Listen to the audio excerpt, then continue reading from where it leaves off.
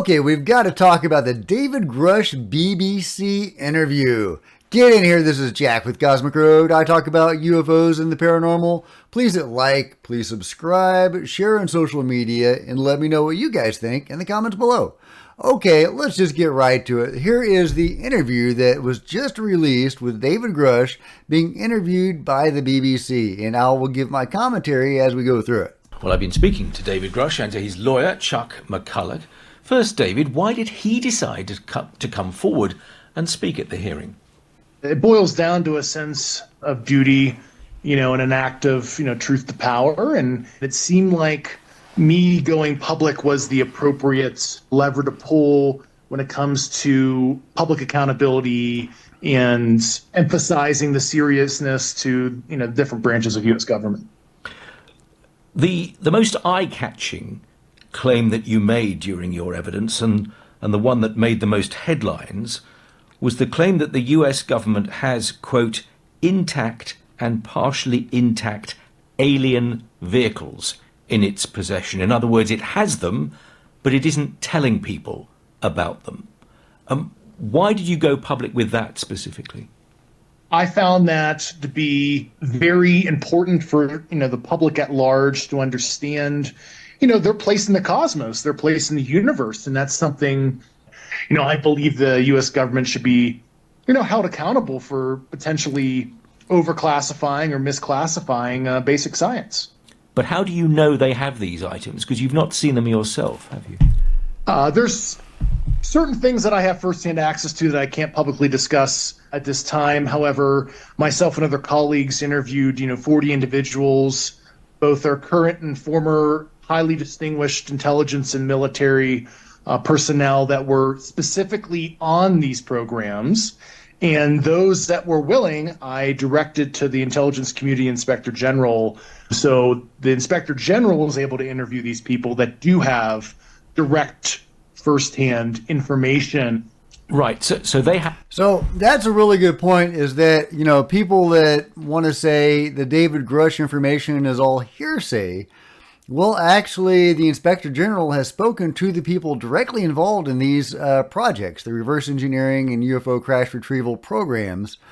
As Ross Coulthard calls them, the legacy programs. The Inspector General has actually talked to these guys and presumably has, transcripts of those interviews, possibly photos or videos, whatever evidence they could provide. At any rate, we have direct evidence from the people involved in those programs sitting in the hands of the Pentagon right now. Has Congress had access to that information? Was that shared with Congress when David Grusch testified to the intelligence committees? Well, we don't know. At least I don't. If you have any information about that, please let me know, because I would be very interested to know. Also, of course, David Grusch again strongly hints that he has seen the alien ships himself. He said that in the hearing, he was asked, well, have you seen the ships? And he said, well, I'll have to answer that in a skiff. Then immediately following that, he was asked if he had seen the bodies, and he said, no, I have not seen the bodies. So a very different answer that he gave on the question of the bodies versus the question of the ships. And here again, in this BBC interview, he more or less confirms that he has seen the ships. He says, I have certain information, and that's all he will say, but strongly suggesting that he indeed has in himself, with his own eyes, seen these ships. Does that mean that he has been to the facilities where the reverse engineering is done? Did he go to some hangar where they were stored before they are transferred to the reverse engineering programs? We don't have any information on that, and I would love more details, and hopefully they will be forthcoming. I also like how in the first part of the answer, he is framing UFO disclosure in terms of science, and how the cover-up is actually impeding people from understanding science. For example, if the law of gravity were withheld from people by a secretive government and government adjacent cover-up, And that's kind of the vibe I'm getting from that answer. And I love the framing of that. It's not just a, criminal conspiracy to, hoard technology or what have you.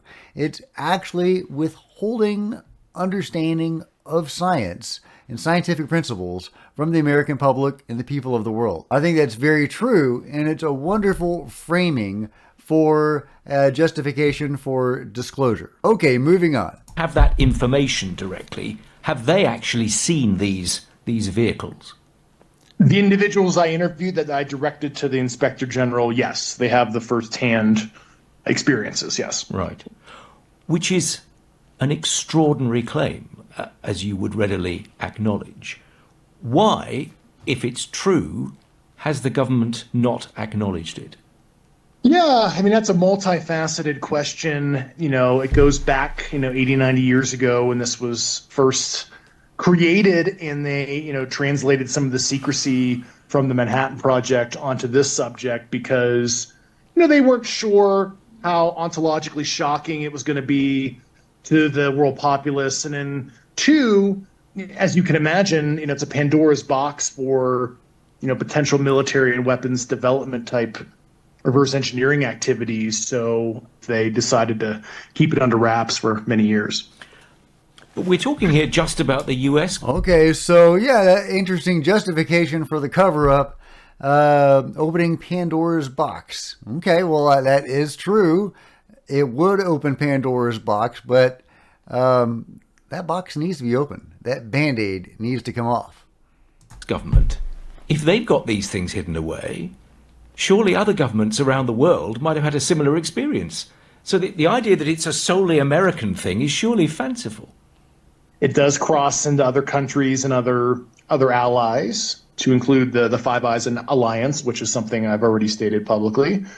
The media reporting bias and societal transparency is a little different in the U.S. So that's the crux of what most people hear, but it is certainly not an American issue.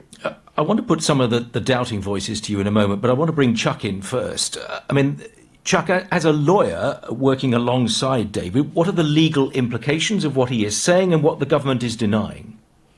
Our government relies on congressional oversight, the checks and balances of congressional oversight.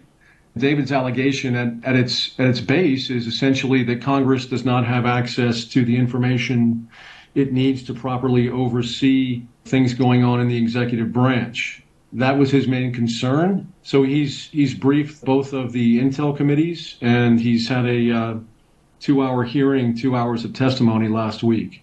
So very interesting. He was concerned that Congress couldn't oversee the executive branch. Okay, well, that is actually a totally different way to look at this, or a different, heck, I didn't even think that it was managed from the executive branch. Maybe MJ-12 or whatever was originally created by the executive branch, so originally it would have gone through there. But I had kind of imagined that the control group was operating independently and kind of doing its own thing, as Richard Dolan says, the breakaway civilization. And, as fanciful as that sounds, the more I have looked into this, the more convinced I am how accurate that phrase really is. But if David Grusch was interested in congressional oversight of the executive branch, and that was one of the reasons that he did what he did, does that mean he has knowledge that the control group, the cover-up, is still being managed by the executive branch? Because that is a really different understanding of the control group and how it operates, if that is true. So I think that's a very important question for future interviewers to nail down with David, if at all possible, because that's important stuff. Okay, moving on. David, can I go back to you with some of the responses that have been aired to what you said? The head of the Pentagon's office in this area, Sean Kirkpatrick, issued a statement last week, you'll be aware of it, calling your testimony insulting and saying that you were never a representative to his unit. Dr. Kirkpatrick oversaw our activities and what we were doing and the money we were spending. I never said I was a part of the core team, so I believe It was just lost in translation or misconstrued. David Grusch and Chuck McCullough. Misconstrued. Yes, very deliberately misconstrued by the lovely Dr. Sean Kirkpatrick. And so David Grusch, to my understanding, was never part of Arrow. He was part of the UAP task force. And presumably he was working under Jay Stratton. I suppose later he was probably working under Bray, if he did continue under Bray. I kind of think that Jay Stratton was the good side of the UAP task force before it was co-opted by the cover-up, at which point Bray took over. I guess Moultrie didn't like Jay actually trying to get something done and further the cause, so he replaced him with Bray, is would be my guess. But of course, we don't have any insight into the mechanics of that changeover. But it's at a certain point, David left, presumably when all this stuff was going down, and he was having reprisals against him. But we're still in the fog of war on all that. We don't have any firm details about how it all went down. But he does confirm that there is a Five Eyes alliance involving UFOs, or at least that is strongly suggested by his wording. I'm a little confused by what countries are allied with each other on this.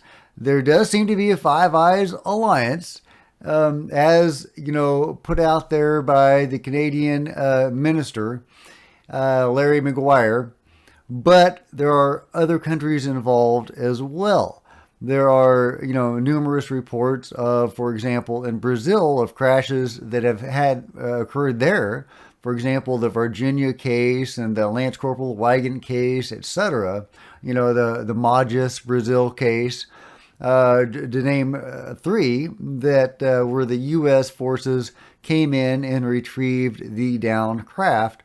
And at least in one of those cases, seem to have brought the craft down themselves. Perhaps in two or even all three of those cases, it could have been the control group actually shooting these objects down, then recovering both the bodies, in some cases, for example, in the Magis Brazil case, executing the live beings that were survivors of those downed ships, retrieving the bodies in the craft.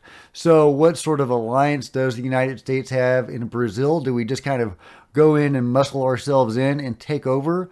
Or is Brazil a partner, an equal partner in the alliance? And if this is happening in Brazil, this is probably happening in many other countries as well. So is it the Five Eyes alliance, equal partners allied with each other, Western countries, that are kind of going in and bullying these other countries into doing what we want and, continuing to cover up and also allowing us access to their airspace and these, letting us do whatever we want, including shooting down UFOs. Is that what's going on? Are we seeing some sort of hierarchy to the control group where we have the Western powers that are going in and spreading their will throughout the world on the UFO issue, and with the U.S. probably being the top of that pyramid?